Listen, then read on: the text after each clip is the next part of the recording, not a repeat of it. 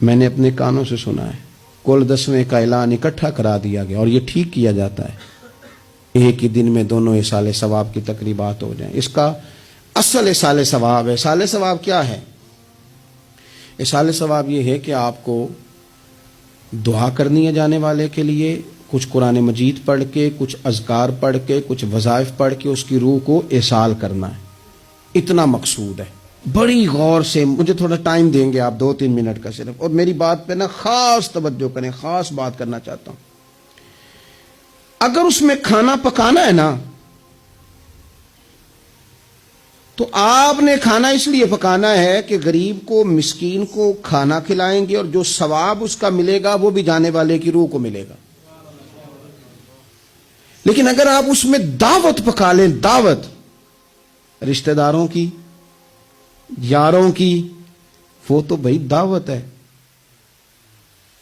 ایک ہے کہ آپ نے کوئی ایسا کام کیا جس سے جانے والے کی روح کو، ہوٹل میں بیٹھ کے کھانا کھایا 4 بندوں نے، موج کی، مرضی کا انہوں نے گوشت اڑایا، تو وہ کہیں اس کا ثواب جائے گا۔ یہ جو دعوت کا لفظ ہے نا، کہ دعوت کی، امیر لوگ سارے اکٹھے کیے، رشتہ دار، دوست احباب، سیاسی سب آ گئے، اب آپ نے وہ دعوت کی اور نام آپ نے ختم شریف کا دے دیا۔ آپ تھوڑی گہرائی سے سوچیں کہ یہ ختم بنتا ہے؟ ویسے ذہن قبول کرتا ہے کہ یہ ختم شریف ہے؟ اب میں کہہ لوں، اب میں یہ بات کر لوں کہ ہمارے ہاں کچھ ولیمہ نما چہلم بھی ہوتے ہیں، ولیمہ نما چہلم، وہ ٹائٹل چہلم کا ہے اور اندر جا کے دیکھو تو ماحول سارا ولیمے کا ہے، تو یہ ایصال ثواب ہے؟ آپ بتائیں ذمہ داری سے کہ یہ ایصال ثواب ہے؟ آپ غرباء کی دعوت پکائیں گے، غریبوں مسکینوں کی، ان کی دعوتیں اعلیٰ حضرت بریلوی رحمت اللہ نے لکھا ہے جائز نہیں ہے دعوت کرنا اس طرح۔ ہاں آئے ہوں، کھانا کھا جائیں، فی نفس ہی رشتہ داروں کو کھانا کھلانا، دعوت کھلانا ثواب ہے، لیکن ختم کو، چہلم کو، 10ویں کو دعوت بنا لینا یہ درست؟ ویسے ان کو دیں آپ، ثواب ہے۔ لیکن ہمارے ہاں تو مطلب عجیب سا ایک ماحول ختم شریف، یعنی کل 10ویں کا اکٹھا اعلان ہو گیا، میں موجود تھا، تو کہنے لگے ویکھو ہونے پیسے لگے جے بچانا۔ خدا کے بندو یوں تو نہ کرو۔ ایک ان کا والد چلا گیا، والدہ چلی گئی، کوئی عزیز چلا گیا، اور دوسرا یہ کہ آپ یہ بتائیں گھر سے روٹی نہیں ملتی، صرف ختم کی ملتی ہے۔ اتنی چھوٹی سوچ کون پیدا کرتا ہے؟ یہ تو ماحول میں ہی ایسی باتیں نہیں ہونی چاہیے۔ میں آپ کو کہہ رہا ہوں، میں مولوی صاحب ہو کے، مسجد کا خطیب ہو کے، حالانکہ چہلم پہ ڈیوٹی مولوی صاحب کی ہے، ان کو تو موقع ملنا ہے 10ویں کا بھی، چہلم کا بھی، کل کا بھی، لیکن مولوی کا بھی تو کل ہونا ہے نا، اسے بھی تو خیال کرنا چاہیے کہ جو چیزیں درست ہیں صرف اتنی درست ہیں، حد بندی سے باہر جائے تو چیز ٹھیک نہیں رہتی۔ اس لیے ان تقریبات کو بھی یقین کریں۔ کل شریف پہ ماحول دعوت کا نہ ہو۔ میں آپ کو ذمہ داری سے کہتا ہوں، کسی کا باپ فوت ہو جائے تو جتنی اچھی دعا وہ مانگ سکتا ہے، درد سے اتنی کوئی اور نہیں مانگ سکتا، لیکن وہ تو دعوت پکا رہا ہے نا، وہ تو دیگوں پہ ہے، وہ تو ٹینٹ کا سامان اکٹھا کر رہا ہے، وہ تو ترتیب لگا رہا ہے۔ اور میں ذمہ داری سے کہتا ہوں، کل سے پہلے 10ویں کے بعد، چہلم کے بعد بیٹوں کی لڑائی ہوتی ہے کہ خرچہ زیادہ ہے، تم حصہ نہیں پورا دے رہے، یہ ایصال ثواب ہے؟ تیرے ذمہ 25,000 ہے، تیرے ذمہ 30,000 ہے، یہ ایصال ثواب ہے؟ یہ غلط چیز ہے، کیونکہ آپ، ایک ماحول ہے دعوت کا، ایک ماحول ہے دعا کا، ان دونوں میں فرق ہے۔ جہاں دعا کا ماحول ہوگا نا، وہاں نہیں یہ ٹینٹوں کا چکر، روٹیوں کا چکر، یہ آنے جانے والوں کا چکر، میرج حال، وہاں نہیں، وہاں تو لوگ قرآن شریف پڑھیں گے، وہاں تو گھر والے بھی بیٹھ کے تسلی سے تسبیح کریں گے، اور پھر تسلی سے آنسوؤں سمیت رب کی بارگاہ میں دعا کریں گے۔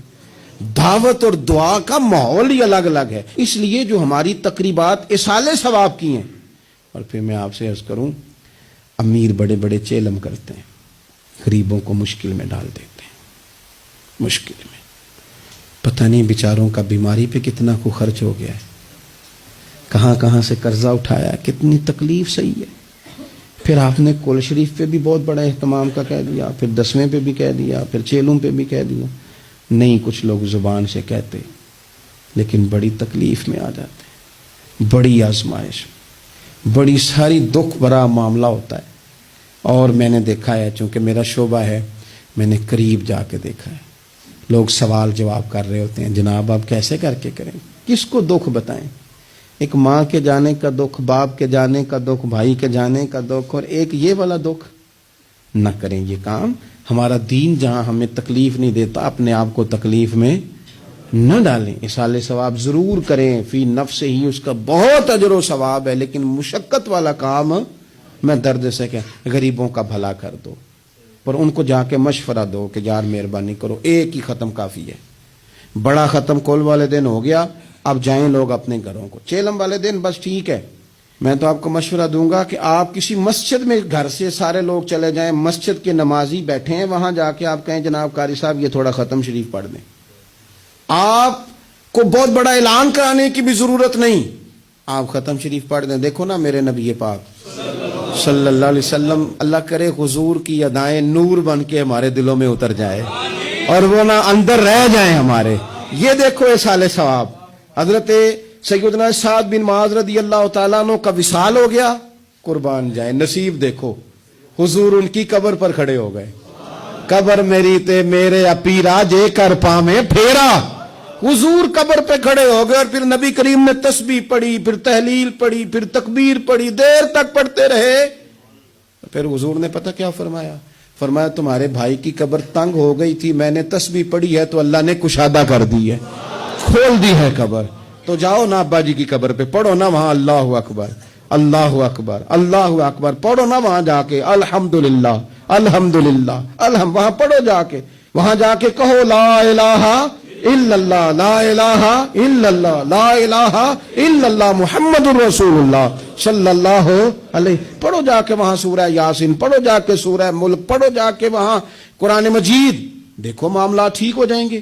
یہ اصالہ ثواب کی ترتیب بنائیں، گھر میں بھی اصالہ ثواب کریں تو ذرا درد سے، ذرا ذوق سے، ذرا اچھی طرح پڑھ کے، لیکن دعوتیں نہ بنائیں کل 10ویں چیلم کو، دعوتیں یعنی مل بیٹھو، کپڑے نئے نکالو، پوری تیاری کرو، اور جناب وہاں جاؤ اور جا کے کھانا کھاؤ اچھا سا خوبصورت سا، ساری توجہ ہی کھانے پہ، چونکہ وہ اس کو پتہ ہے کہ جس طرح شادی میں کھانا کم پڑ گیا تو عزت نہیں ہوگی، اس طرح اگر چیلم پہ کم پڑ گیا تو پھر بھی رسوائی ہوگی، تو جب کھانے پہ لگ جائیں گے تو دعا تو رہ گئی، جانے والے کا فائدہ نہ ہو سکا۔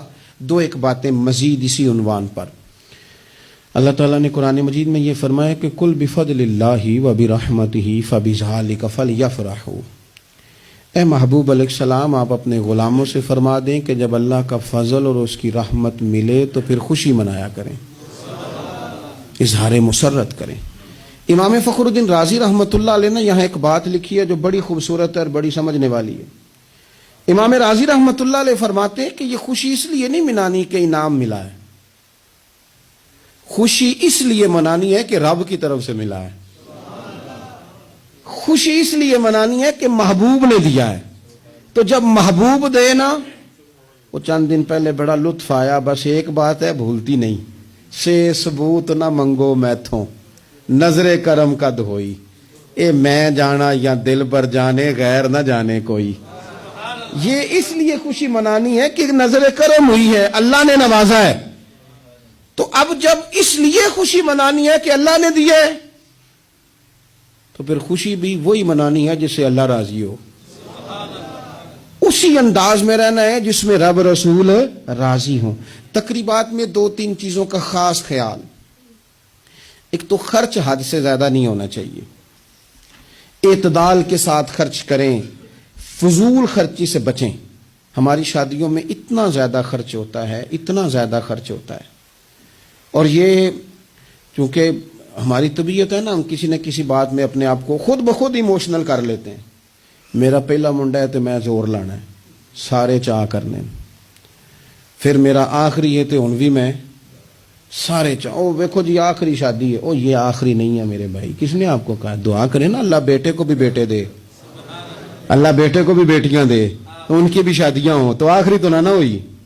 کیوں مطلب آپ بلا وجہ اپنے آپ کو خود بخود ایموشنل کر کے، اور یہ اتنی کبھی طبیعت ہے بعض لوگوں کی کہ وہ کہتے ہیں وہ دکھانا ہے آج۔